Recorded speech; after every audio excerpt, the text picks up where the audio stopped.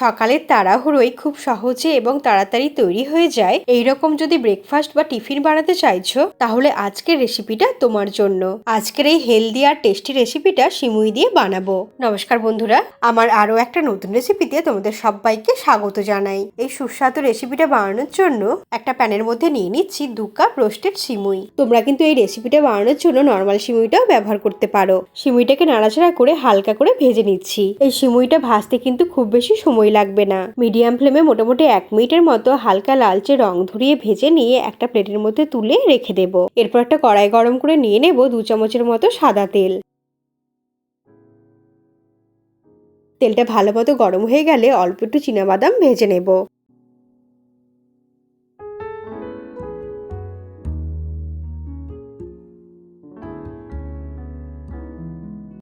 চীনাবাদামটা একটু ভাজা হয়ে গেলে দিয়ে দেব কিছুটা পরিমাণে কাজু। কাজুটাকেও একটু নাড়াচাড়া করে ভেজে নিচ্ছি। কাজু আর বাদামটা ভাজা হয়ে গেলে দিয়ে দেব অল্প একটু গোটা জিরে আর দিয়ে দেব অল্প একটু কালো সর্ষে।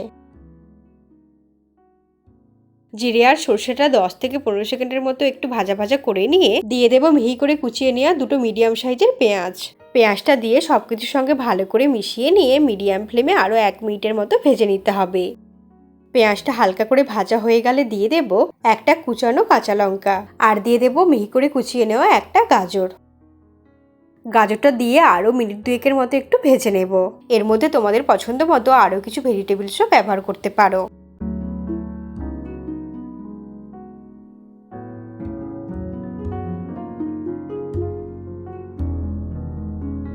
সমস্ত কিছুকে নাড়াচাড়া করে 2 মিনিটের মতো ভেজে নেওয়ার পর দিয়ে দেব 2.5 কাপ জল।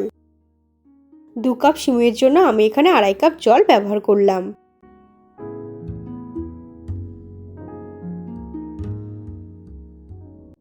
এর মধ্যে দিয়ে দেব স্বাদ বুঝে লবণ আর দিয়ে দেব 1 চামচ চিনি। চিনিটা যদি প্রয়োজন হয় আরও একটু বাড়িয়েও ব্যবহার করা যেতে পারে। এরপর সমস্ত কিছুকে একসাথে খুব ভালো করে মিশিয়ে নেব।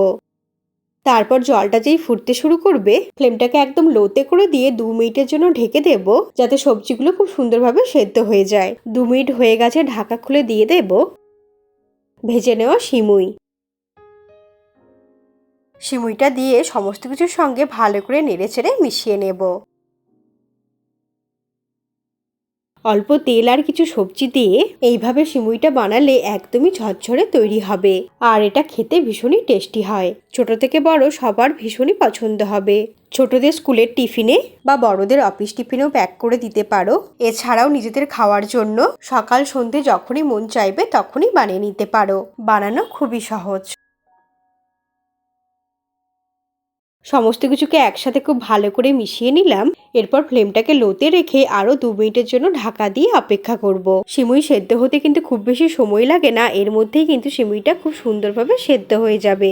2 মিনিট হয়ে গেছে, এখন ঢাকাটা সরিয়ে নিলাম। পুরো জলটাই কিন্তু খুব ভালোভাবে টেনে গেছে আর সিমুইগুলোও খুব সুন্দর ঝরঝরে হয়েছে আর সেদ্ধও হয়ে গেছে। এই সিমুইটা সেদ্ধ হতে একদমই বেশি সময় লাগবে না, মোটামুটি 3-4 মিনিটের মধ্যেই খুব ভালোভাবে সেদ্ধ হয়ে যায়। সিমুইগুলো সেদ্ধ হয়ে যাওয়ার পর এইভাবে একটু নাড়াচাড়া করে নিতে হবে, যাতে সিমুইগুলো একটার সঙ্গে একটা লেগে না থাকে আর ঝরঝরে হয়ে যায়।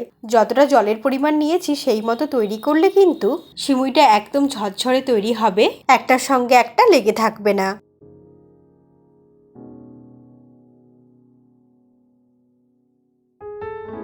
আবারও সমস্ত কিছুকে একসাথে ভালো করে মিশিয়ে নিয়ে নাড়াচাড়া করে আরও 1 মিনিটের মতো রান্না করে নিলাম। এরপর ওভেনটাকে অফ করে দেব।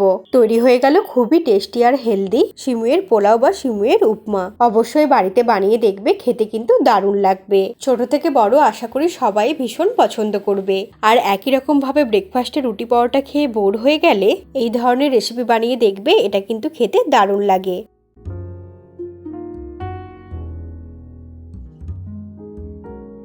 আমি আমার চ্যানেলে এরকম সহজ সহজ রেসিপি দিয়ে থাকি। রেসিপিটা ভালো লাগলে লাইক করে দিও আর চ্যানেলটাকে সাবস্ক্রাইব করে তোমরা আমার পাশেই থেকো। তাহলে এইরকমই সাধারণ কিছু উপকরণ দিয়ে টেস্টি টেস্টি খাবারের ভিডিও সবার আগে তোমার কাছেই পৌঁছে যাবে। তোমরা ভালো থেকো আর সুস্থ থেকো। তোমাদের সঙ্গে আবার আমার দেখা হবে নতুন ধরনের কোনো রেসিপির সঙ্গে।